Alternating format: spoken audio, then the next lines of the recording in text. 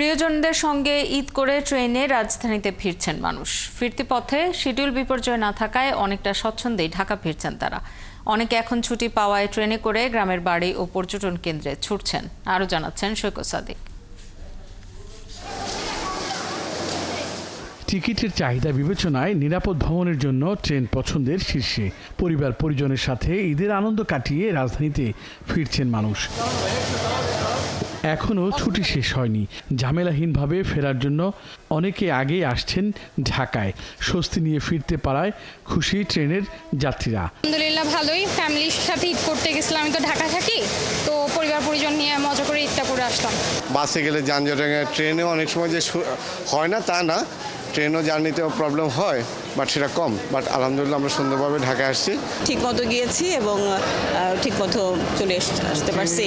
Train journey আমি last কবে অনেক আগে করেছিলাম, অনেক বছর আগে। তো এইবার অনেক বছর পর করে আমার ট্রেন জার্নি অনেক ভালো ছিল। শুক্র ও শনিবার ট্রেনে ভিড় বাড়বে, কারণ আগামী সপ্তাহে শুরু হবে কর্মচাঞ্চল্য।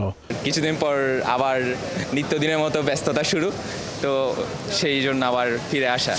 এই প্রচণ্ড গরমে বিশেষ করে 2-3টা জিনিস এড়ানোর জন্য ট্রেনে যাত্রা আর কি। গত বছর বা অন্য বছরের তুলনায় এবছর খুবই আরামদায়ক জার্নি করতে পেরেছি। বাসে অনেক সময় জ্যাম লেগে যায়, ট্রেনে এটা তো হয় না কোনো সময়। এটা আর কি ট্রেনে জার্নিটাই আর কি আরামদায়ক হয়। ঈদের পঞ্চম দিনেও রাজধানী ছাড়ছেন অনেকে। কেউ যাচ্ছেন স্বজনের কাছে, কেউ যাচ্ছেন ভ্রমণে। ট্রেন জার্নিটা নর্মালি হচ্ছে জাস্ট ওঠার সময় বা নামার সময় একটু কষ্টদায়ক, বাট জার্নিটা ভালো অনেক। আমরা সিলেট যাইতেছি সবাই একসাথে ভ্রমণে। ঈদের পরে গেলে জ্যামজট কম থাকে, আবার ভিড়ভাটও কম থাকে, এটা ভালো।